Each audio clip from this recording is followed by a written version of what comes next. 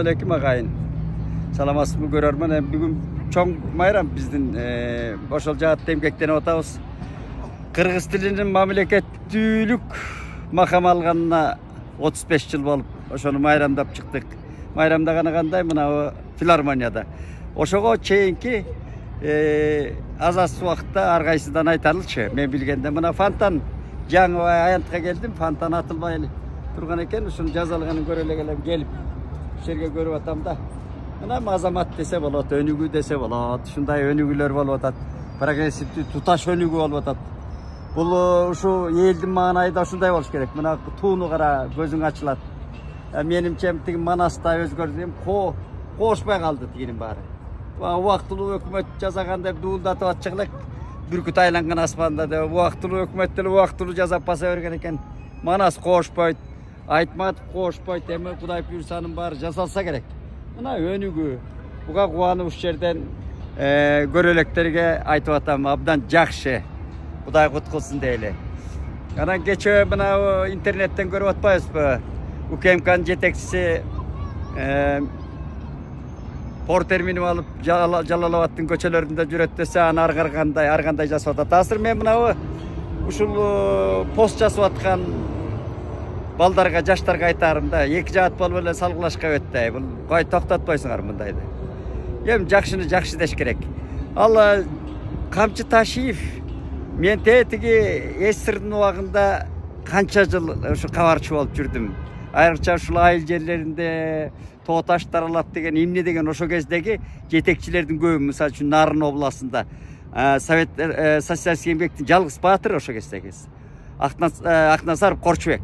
Корчубек авамдын канча жанында жүрдүм эй. Мени убазына салып алып, райком биринчи секретары резина өтүгү менен ушундай орусча айткан внезапный барчуда. Ошон үчүн анан өнүктүргөн, ошон үчүн социалистик эмгектин баатырын алган. Матен Сыдыков деле ошондой киши болгон, катуу. Мына бул Советтер Союзу эмнеге өнүккөн? Бүт ошондой кызматкерлери, чоңдорунун баары ошондой иштеген. Мына Камчыбек Ташиев ошону көрсөтүп атат далилдеп. Ал компания эмес, пиар эмес ал. Камчыбек Ташиев эмне асмандан түштү эле, көчө арабыздан эле чыккан жигит. Мына ошол баары өз көзү менен көрсөтүп сайып атпайбы? Сайып жазатып аткандан кийин кылганы тиги болуп атпайбы? Баягы 30 жылда жалаң оромпой тээп көнгөн, жазалмалыкка көнгөн, күн карамалыкка көнгөн, анан жанагы эмне дейт, тиги кошо көрсүнгө көнгөн эл болуп калдык да. Анан анда тескери пиар кылбай, мына мыкты деп айтам мен. Ошол жерден барып ден соолук болсо, ошол Камчыкеңе деп эле айтайынчы, УКМ. Ден соолук берсин, ушундай жасап, президент жасап атпайбы аны. Барып акырчы кирип терип атпайбы. Ана миң бар кыргыз жаштар айланайындар. Кимдер кыймылдабайсыңарбы? Ал илип кетпейсиңерби ошону компания кылып кет. Ар жакка тез илип кетиш керек да. Аны эмне алар көрсөтүп атат. Мына момундай иштеш керек дегенди көрсөтүп атат. Бирок Камчыбек Ташиевдин артыкчылыгы ошону кайра барып сурап атат. 3 жолу сурап атат. Илгери Матен Сыдыков айтчу, обком биринчи секретары. 3-чү жолу сурайм, аткарбасаң тиги жана портретти столдун үстүнө койду, чагырсыз бар болчу, койдуруп койчу. Ошондой жооп болуш керек. Анан мына Мирзеев деген. Мирзеевди мен угуп жүрөм да аңдып. Бул киши ушу айдап баратып эле кортеж токтотот экен. Кортеж деле жок, алар ылдам жүргөн кишилер. Токтотуп эле кирет экен каалаган жерине. Бир-эки эмесин записин да көрдүм мен, тасмасын. Кирип барат экен, ушундай иштеш керек да.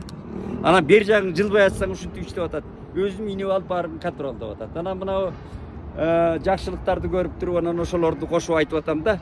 Бүгүн эми эң башкысы кыргыз тили деп атабыз, эне тилибиз.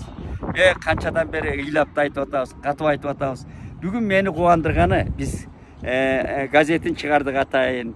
Биздин комиссиянын жетекчиси Мелис Мураталиев жакшынакай ачып, ал мырза дагы ушу артыкчылыгы ушу кагаз карабай сүйлөйт, ачып кыска орусча айтканда мобилдүү өткөрдү. Мамлекеттик катчы баягыдай насаатын айтты. Өтө жакшы мобилдүү өткөрүштү. Филармонияда болдук, баарыбыз катышып. Баягыдай обу жок, бири-бирин мактамай жок. Кыска. Президенттен үлгү алып атышат.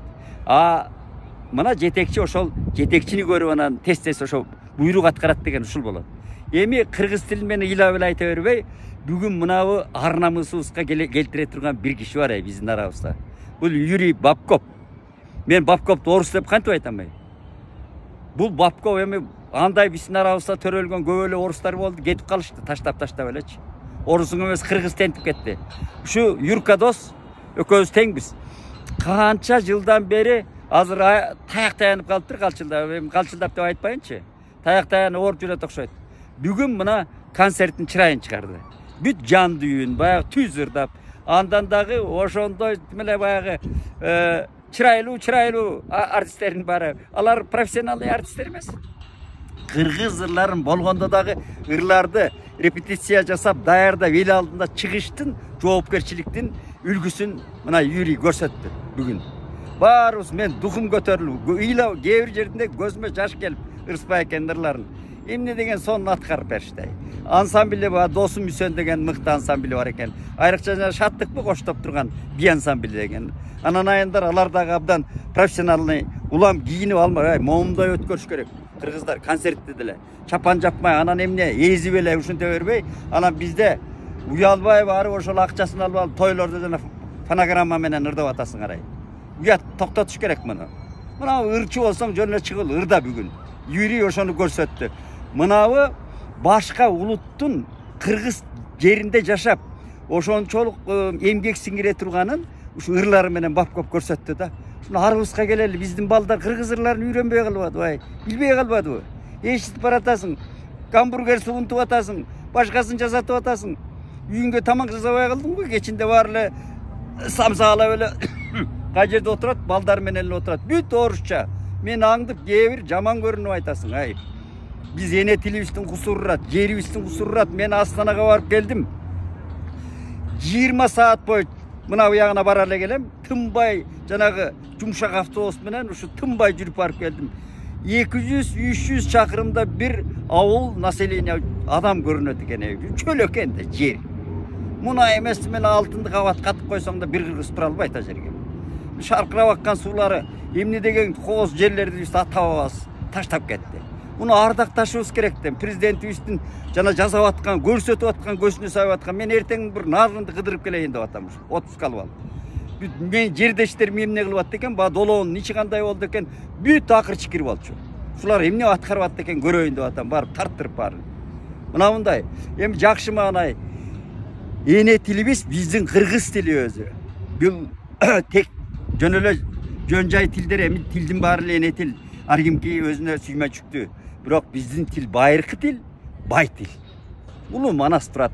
Мен айтпасам да кагылайындар башкасын. Анан мендей сайрап турам. Мен чоң атамдын бир кезде көчмөн абышка тайылимин алган чоң атамдын азыр 0,5% сүйлөп турам. Кайран кишинин ошол 50%-ын араң сүйлөп турам. А кишилер сүйлөгөндө ырдай кылып сүйлөчүлөр. Анан эми азыр биздин чоңдорубузду жанагы аким тиги бу ой келегейде. Кай жерге барсаң эмне десең хорошо дейт. Эми жөнөкөй эле мен айтайынчы, хорошо. Макул байке дебейт. Хорошо байке. Макул аткарайын дейт. Жарайт дебейт. Хорошо дейт. Ушу жөнөкөй мисал айтайын. А берки балдарыңар сүйлөп айткан өзүнчө трагедия достор. Ошон үчүн эл жерибиз аман болуп, улуу жараткан момундай өнүгүүлөрдү берсин. Эртең мынабу жакшы жашагандар. Шулардын баарына таза келип жүрсөң карай туугандар. Таза жүрүп өзүңөр таза кармай калады жериңерди. Көчө мен бекеринен ак үйдө айтып аткан жокмун. Мен көрө албастыктан айтып аткан жокмун. Ошонун ичине Апас Жумагуловтай аксакал дагы жүзгө чыга берсин. Ошондой кишилерди, чектүү адамдарды алып барып алып гүлдө тойду баштатып атасыңар. Ошол ак үй деген ал куттуу элдин, мамлекеттин ордосу. Анан мындай жерлерге да илгери Фрунзеге биз жуунуп, таранып, эски кийимибиз бүтүктөп алып келчүбүз, күзгү көрүнчүдөй. Ошондой жүрүү керек. Аманчылык болсун.